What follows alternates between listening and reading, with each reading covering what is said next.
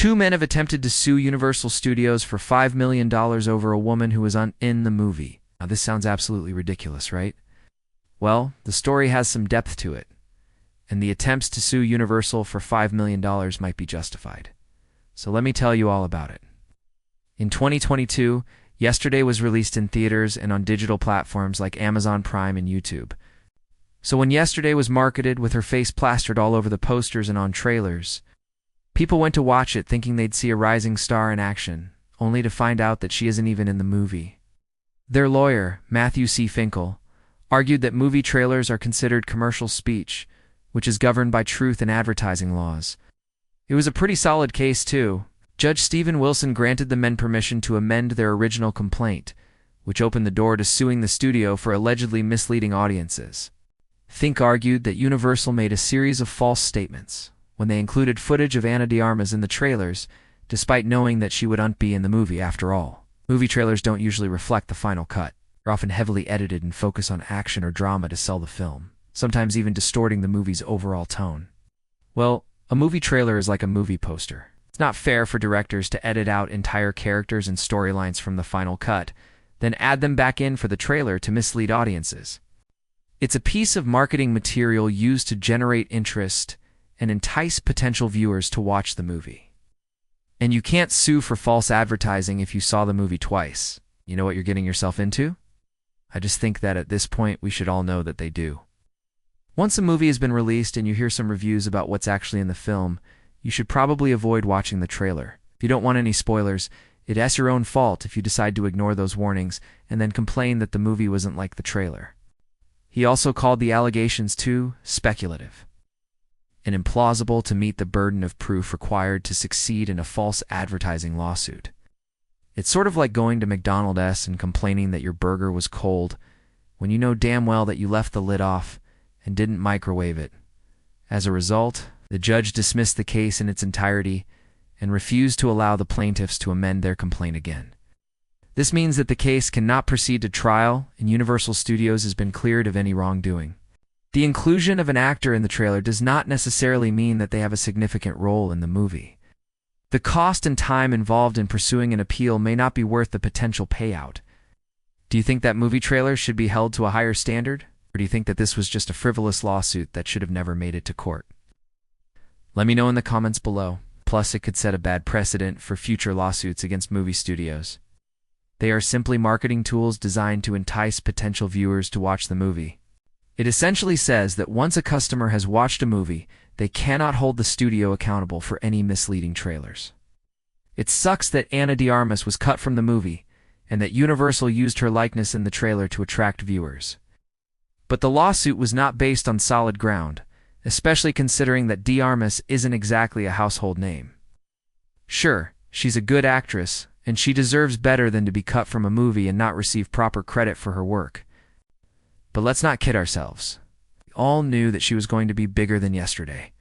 Her role in the movie was very minor. If she was cut from the final edit, then she shouldn't be compensated for it either.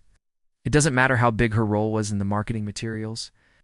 If she wasn't in the final cut, then she didn't deserve to be paid for her work. Many actors are featured in trailers without having a major role in the film. Said plaintiffs do not allege that defendant intentionally set out to deceive them or that plaintiff's decision to view the film was in any way involuntary. This suggests that the judge believed the plaintiffs knowingly chose to watch the movie despite being aware that Ana de Armas was not in it. Now, there was a bit of a problem here. When he paid $3.99 to rent Yesterday on Amazon Prime back in 2022, the description of the movie on the rental page clearly stated that Ana de Armas was in the movie. So he had no choice but to admit that he had seen the movie again a year later, only this time on Google Play. He alleged that he was misled into paying $3.99 again because Google still listed her as part of the cast.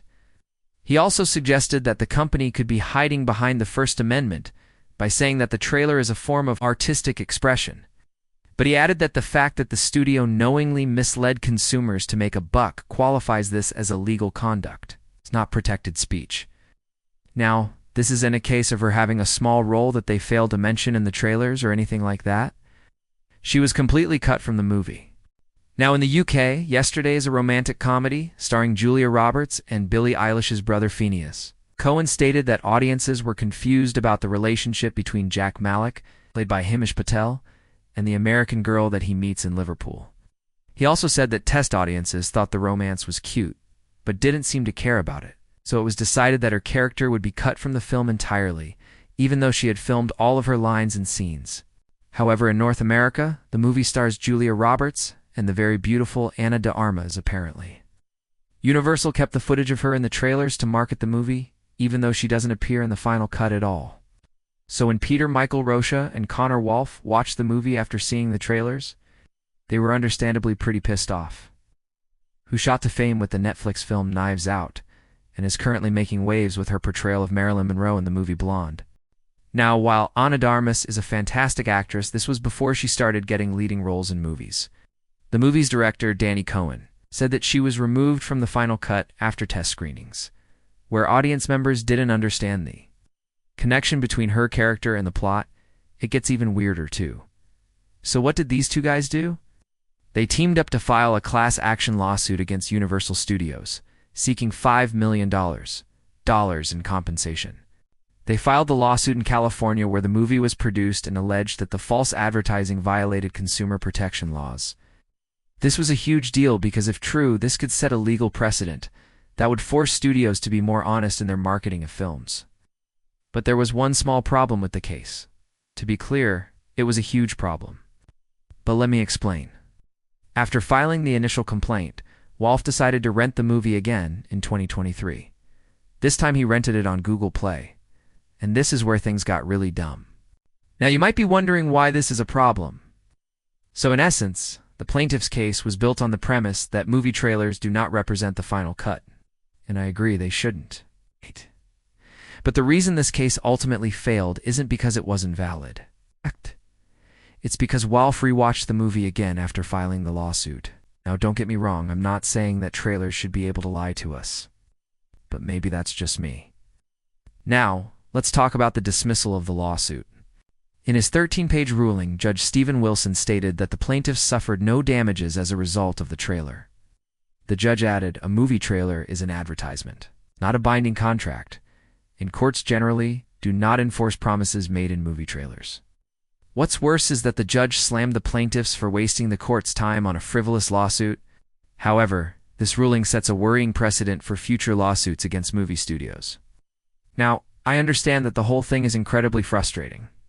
Ultimately, the judge made the right decision in dismissing the lawsuit. Movie trailers are not legally binding contracts. Now, it's always possible to appeal the judge's decision, but I don't think it would be wise in this case. Now, what do you guys think of the lawsuit? Thank you for watching and supporting the channel. And as always, don't forget to subscribe so you don't miss any of my videos.